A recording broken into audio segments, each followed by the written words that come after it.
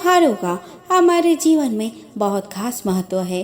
प्रत्येक त्योहार हिंदू पंचांग के अनुसार सामाजिक परिप्रेक्ष्य से नहीं बल्कि प्राकृतिक परिप्रेक्ष्य के आधार पर मनाए जाते हैं। वही किसी भी त्योहार को मनाने के पीछे कोई न कोई पौराणिक कथा अवश्य जुड़ी होती है और बिना कथा के कोई भी व्रत को पूरा नहीं माना जाता। इसके अलावे हर त्योहार को सुनाने के पीछे कई दंत कथाएं और पौराणिक व्रत कथाएं जुड़ी होती है। जय श्री कृष्ण दोस्तों, तो हम जानते हैं कि 30 मई 2023 को गंगा दशहरा मनाया जा रहा है। तो चलिए जानते हैं इस पर्व के मनाने के पीछे ऐसी कौन सी पौराणिक कथा जुड़ी है। और पूरी मन से गंगा माँ का स्मरण करें और बोले जय गंगे। पौराणिक कथा के अनुसार एक बार सगर नामक एक राजा हुआ करते थे, जिन्हें कई वर्षों बाद जादुई रूप से 60,000 पुत्रों की प्राप्ति हुई थी। एक दिन राजा सगर ने अपने साम्राज्य की समृद्धि के लिए एक अनुष्ठान करवाया। एक अश्व उस अनुष्ठान का एक अभिन्न हिस्सा था, जिसे इंद्र ने ईर्ष्यावश चुरा लिया। सगर ने उस अश्व की खोज के लिए अपने सभी पुत्रों को पृथ्वी के चारों तरफ भेज दिया। उसे वह अश्व पाताल लोक में ध्यान मग्न कपिल ऋषि के पास प्राप्त हुआ। राजा सगर को यह लगा कि उनका अश्व कपिल ऋषि द्वारा ही चुराया गया है, जिसके चलते वे उनका अपमान करने लगे और उनकी तपस्या को भंग कर दिया। ऋषि ने कई वर्षों में पहली बार अपने नेत्रों को खोला और सागर के बेटे को देखा। इस दृष्टिपात से वे सभी के सभी 8,000 पुत्र वही जलकर भस्म हो गए। अंतिम संस्कार न किए जाने के कारण सागर के पुत्रों की आत्मा प्रेत बनकर घूमने लगी। जब दिलीप के पुत्र व सागर के एक वंशज भागीरथ जी ने इस दुर्भाग्य के बारे में सुना तो उन्होंने यह प्रतिज्ञा की कि वे माता गंगा के पृथ्वी पर अवतरण के लिए तपस्या करेंगे, ताकि उसके जल से सागर के पुत्रों के पाप धुल सके और उन्हें मोक्ष प्राप्त हो सके। भागीरथी ने गंगा को पृथ्वी पर लाने के लिए ब्रह्मा जी की तपस्या की। ब्रह्मा जी मान गए और गंगा को आदेश दिया कि वह पृथ्वी पर जाए और वहां से फिर पाताल लोक जाए, ताकि भागीरथ के वंशजों को मोक्ष प्राप्त हो सके। लेकिन गंगा को यह अपमानजनक लगा, जिसके चलते उन्होंने पृथ्वी पर पूरे वेग से जाने का निर्णय लिया और पूरी पृथ्वी को बाहर ले जाने का कामना रखी। ऐसे में भागीरथ ने घबराकर शिव जी से प्रार्थना की कि वे गंगा के वेग को कम करने का कोई उपाय करे। गंगा पूरे अहंकार के साथ शिव के सर पर गिरने लगी, तो शिव जी ने शांति पूर्वक उसे अपनी जटाओं में बांध लिया और केवल उनकी छोटी से छोटी धाराओं को ही बाहर निकलने दिया। शिव जी की स्पर्श प्राप्त करने से गंगा और अधिक पवित्र हो गई। पाताल लोक की तरफ जाती हुई गंगा ने पृथ्वी पर बहने के लिए एक अन्य धारा का निर्माण किया, जिससे अभागे लोगों का उद्धार किया जा सके। गंगा एकमात्र ऐसी नदी है जो तीनों लोकों में बहती है, स्वर्ग, पृथ्वी तथा पाताल। इसीलिए संस्कृत भाषा में इसे त्रिपदगा कहा जाता है। भागीरथी के प्रयासों से गंगा के पृथ्वी पर आने के कारण उसे भागीरथी गंगा भी कहा जाता है। गंगा को जाह्नवी नाम से भी जाना जाता है। ऐसा कहा जाता है कि पृथ्वी पर आने के बाद गंगा जब भागीरथ की तरफ बढ़ रही थी तो उसके पानी के वेग ने काफी हलचल पैदा की और जाह्नू नामक ऋषि की साधना तथा उनके खेतों को नष्ट कर दिया। इससे क्रोधित होकर उन्होंने गंगा के समस्त जल को पी लिया। तब देवताओं ने जाह्नू से प्रार्थना की कि वे गंगा को छोड़ दे, ताकि वह अपने कार्य हेतु आगे बढ़ सके। उनकी प्रार्थना से प्रसन्न होकर जाह्नू ने गंगा के जल को अपने कान के रास्ते से बह जाने दिया। इस प्रकार गंगा का जाह्नवी नाम पड़ा।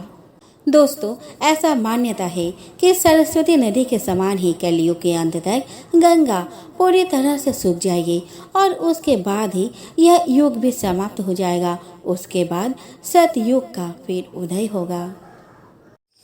प्राचीन समय में एक गांव था जिसमें 2 बहनें रहा करती थी। एक बहन का नाम गंगा था तो दूसरी बहन का नाम जमुना था। एक बार दोनों बहनें एक साहूकार के खेत में गुजर रही थी तो जमुना ने 13 दाने जौ के तोड़ लिए, जिसे देख गंगा बोली कि तुझे तो ग्रहण लग गया है, तूने चोरी की है। इस पर जमुना बोली कि अब मेरा ग्रहण कैसे धुलेगा। गंगा ने कहा कि तुझे 12 साल तक साहूकार के यहाँ नौकरी करनी पड़ेगी, तभी तेरा पाप धुलेगा और ग्रहण से मुक्ति मिलेगी। जमुना साहूकार के यहाँ नौकरी के लिए जाती है और अपने लिए काम मांगती है। साहूकार उसे काम पर रख लेता है, लेकिन काम करने से पहले जमुना उसे कहती है कि मैं सारे काम करूंगी, लेकिन 4 काम नहीं करूंगी। जूठे बर्तन नहीं मांजूंगी, झाड़ू नहीं लगाऊंगी, बिस्तर नहीं बिछाऊंगी और दिया नहीं जलाऊंगी। 12 साल के बाद जब कुंभ का मेला लगा तो साहूकार ने भी कुंभ नहाने जाने लगी। जमुना ने उसे जाते देख कहा कि कुंभ के मेले में मेरी बहन गंगा मिलेगी तो उसे यह सोने का टका दे देना, इससे वह अपने हाथों में सुंदर चूड़ियां पहन लेगी। साहूकारनी ने कुंभ के मेले में गंगा को वह सोने का टका दे दिया।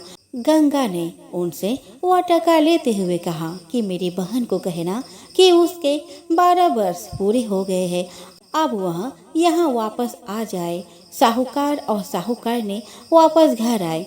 तब जमुना मटके में पानी भरने जा रहे थे।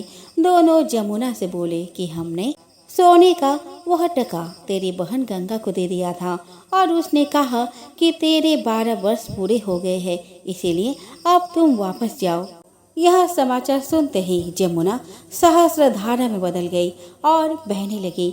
जमुना जी का यह रूप देखकर साहूकार और साहूकारनी परेशान हो गए कि हमारे घर में जमुना माता ने काम किया, हमें तो अब ग्रहण लग गया है, हम यह ग्रहण कैसे उतारेंगे। जमुना भागकर गंगा माता के पास चली गई। गंगा ने यमुना से पूछा कि तुम साहूकार और साहूकारनी से कुछ कहकर आई हो या ऐसे ही बिना बताए आ गई हो। तब जमुना बोली कि मैं तो कुछ भी बताकर नहीं आई हूँ। गंगा ने कहा कि जा उन्हें धीरज दिया, नहीं तो उन्हें जीवन भर असंतोष ही रहेगा। गंगा के कहने पर जमुना माता ने साहूकार और साहूकारनी को सपने में दर्शन दिए और कहा कि तुम दोनों उल्टे माथे क्यों पड़े हो, जाओ उठकर खाना खाओ। तब दोनों बोले कि हम कैसे उठे, हमें तो ग्रहण लगा है, क्योंकि हमने उल्टे सीधे और पता नहीं कि कितने नीचे कार्य आपसे कराए हैं। तब जमुना जी बोली कि तुम्हें ग्रहण नहीं लगा है, ग्रहण तो मुझे लगा था। मैंने तुम्हारे खेत में से 13 दाने जौ के चुराए थे। मैं तो अपना ग्रहण उतारने तुम्हारे घर आई थी। मेरा ग्रहण तुम्हारे घर में 12 वर्ष तक रहने से उतर गया है और मेरी मुक्ति हो गई है। यमुना जी ने कहा कि तुम्हें कोई ग्रहण नहीं लगा है, उल्टे मेरे 12 वर्ष तक यहाँ रहने से तुम्हारी भी मुक्ति हो गई है। यह कहकर जमुना जी स्वप्न से चली गई। दोनों उठकर देखते हैं कि उनके घर में पहले से भी अधिक धन हो गया है। हे जमुना माता, जैसे आपने साहूकार और साहूकारनी की मुक्ति कराई, वैसे ही आप अपने सभी भक्तों को करना। प्राचीन समय में इक्ष्वाकु वंश में महाभीष नामक एक प्रसिद्ध राजा थे। अपने पुण्य कर्मों से उन्हें स्वर्गलोक की प्राप्ति हो गई। एक दिन जब राजा महाभीष देवराज इंद्र के सभा में बैठे हुए थे, तभी वहां देवनदी गंगा का आना हुआ।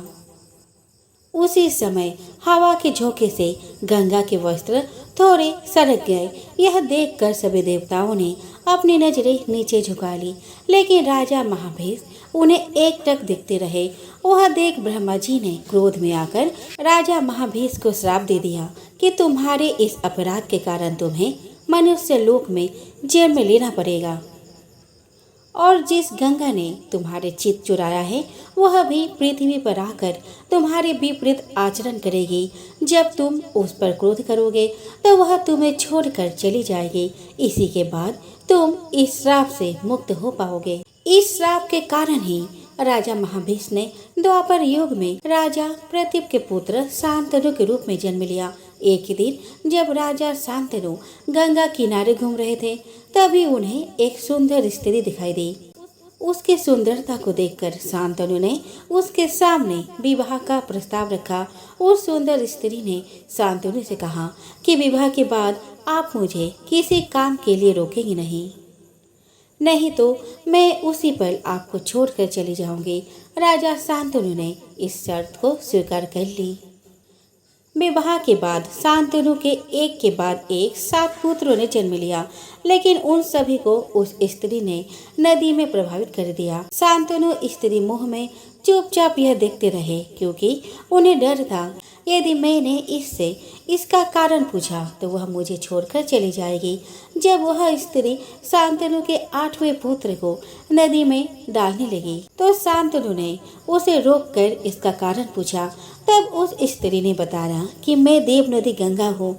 आपके जिन पुत्रों को मैंने नदी में प्रभावित किया है वे सभी वसु नामक देवता हैं। वशिष्ठ ऋषि के श्राप से मुक्त करने के लिए ही मैंने उन्हें नदी में प्रभावित किया है। शर्त न मानते हुए आपने मुझे रोका, इसलिए मैं अब जा रही हूँ। ऐसा कहकर गंगा शांतनु के 8वें पुत्र को लेकर अपने साथ चली गई। यही 8वां पुत्र आगे चलकर भीष्म कहलाया। महाभारत के अनुसार एक बार ध्रुव आदि वसुओं ने ऋषि वशिष्ठ की गाय नंदिनी का हरण कर लिया, जिससे क्रोधित होकर ऋषि ने उन्हें मनुष्य रूप में जन्म लेने का श्राप दे दिया। क्षमा मांगने पर भी ऋषि ने कहा, तुम सभी वसुओं को तो शीघ्र ही मनुष्य योनि से मुक्ति मिल जाएगी, लेकिन इस ध्रुव नामक वसु को बहुत दिनों तक पृथ्वी लोक में रहना पड़ेगा। यह बात जब देव नदी गंगा को पता चली तो उन्होंने कहा कि मैं तुम सभी को अपने गर्भ में धारण करूंगी और तत्काल मनुष्य योनि से मुक्त कर दूंगी। गंगा ने ऐसे ही किया। वशिष्ठ ऋषि के श्राप के कारण ध्रुव नामक वसु ने भीष्म के रूप में जन्म लिया और उन्हें पृथ्वी पर रहकर दुख भोगने पड़े। कोई राम कृष्ण को भजता है तो कोई निराकार ब्रह्मा को, परंतु कलियुग में मनुष्य के पाप तापों की शांति निराकार ब्रह्म से ही होती है। हिंदी में नीर जल को कहते हैं, द्रव तरल पदार्थ को कहते हैं, अतः निराकार ब्रह्म का अर्थ है भगवान का जलमय रूप और वह रूप है माँ गंगा। गंगा को ब्रह्मद्रव भी कहते हैं।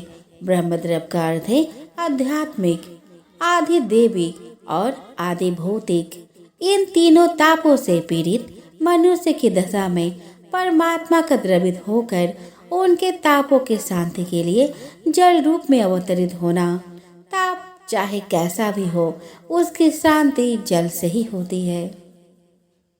भगवान की प्रत्येक लीला के पीछे लोक कल्याण ही छिपा होता है। भगवान की जल में रूप होने के पीछे भी कलि युग में मानव का कल्याण ही छिपा है। यदि गंगा का धरती पर अवतरण न हुआ होता तो कलि युग में मनुष्य के पापों का मल कैसे धुलता। आदि कवि वाल्मीकि ने अपने गंगा अष्टक में गंगा को मुरारी का चरणामृत कहा है। अपने प्रभु विष्णु का चरण अमृत जानकर भगवान शंकर ने ब्रह्म स्वरूपिणी गंगा को अपने मस्तक पर धारण किया। कवि रसकार ने तो यहाँ तक कह दिया कि गंगा समस्त व्याधियों की सर्वोत्तम औषधि है।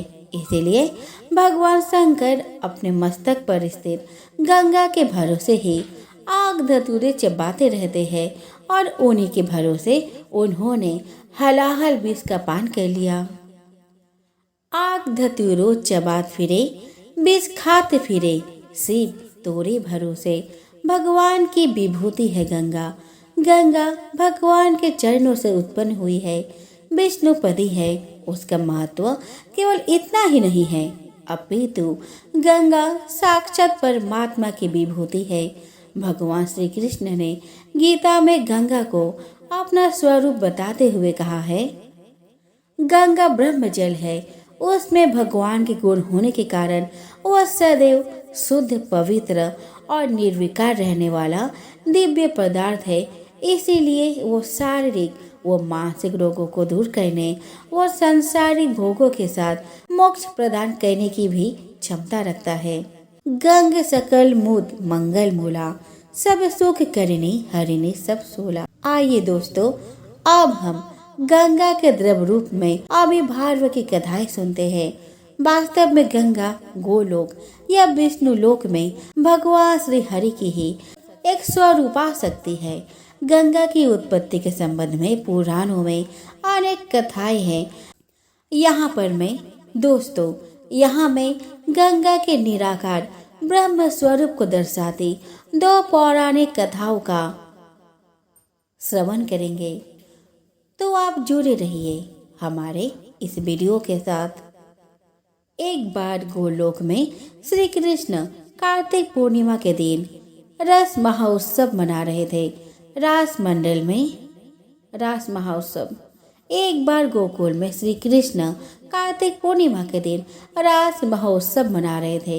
रास मंडल में श्री कृष्ण श्री राधा की पूजा कर विराजमान थे। उसी समय श्री कृष्ण की प्रसन्नता के लिए सरस्वती प्रकट हुई और उन्होंने अपने मधुर स्वर लहरी में गीत गाकर एवं दिव्य वाणी के वादन से सारा वातावरण झंकृत कर दिया। उसी समय भगवान शंकर भी श्री कृष्ण संबंधी सरस पद गाने लगे। उसे सुनकर सभी देवगण मूर्छित हो गए। जब उनकी चेतना लौटी तब वहां श्री राधा कृष्ण के स्थान पर सारे रास मंडल में जल ही जल फैला हुआ था। सभी गोप गोपी और देवगण भगवान श्री राधा कृष्ण को न पाकर विलाप करते हुए उनसे पुनः प्रकट होने की प्रार्थना करने लगे। तब भगवान श्री कृष्ण ने आकाशवाणी द्वारा कहा कि मैं सर्व आत्मा श्री कृष्ण और मेरी स्वरूपा शक्ति श्री राधा, हम दोनों ने ही भक्तों के अनुग्रह करने के लिए यह जलमय विग्रह धारण कर लिया है। यदि कोई मनुष्य गंगा का जल हाथ में लेकर प्रतिज्ञा करेगा और फिर उस अपनी की हुई प्रतिज्ञा का पालन नहीं करेगा तो वह नरक का भागी होगा। वही पूर्ण ब्रह्म श्री कृष्ण और राधा जल रूप होकर गंगा बन गए और वह दिव्य जल राशि ही देव नदी गंगा के नाम से प्रसिद्ध हुई। गोलोक से प्रकट होने वाली गंगा का यही रहस्य है।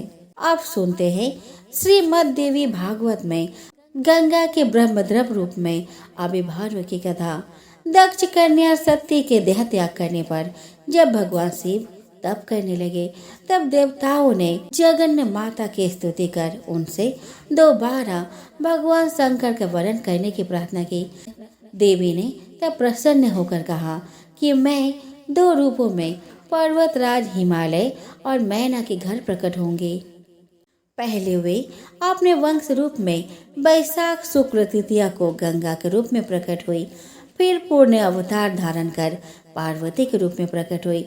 हिमालय के घर में सती का अंश अवतार गंगा के रूप में प्रकट होने पर ब्रह्मा आदि देवताओं ने सोचा कि सती की छाया शरीर को लेकर जब शिव जी तांडव कर रहे थे तो उनके पैरों के आघात से पृथ्वी रसातल में जाने लगी। जगत की रक्षा के लिए भगवान विष्णु ने चक्र से सती के शरीर के टुकड़े कर दिए थे। उस अपराध के कारण भगवान शिव अभी तक हमसे रुष्ट है। यदि हम गंगा को शिव जी को प्रदान कर दे तो हमसे अवश्य प्रसन्न हो जाएंगे।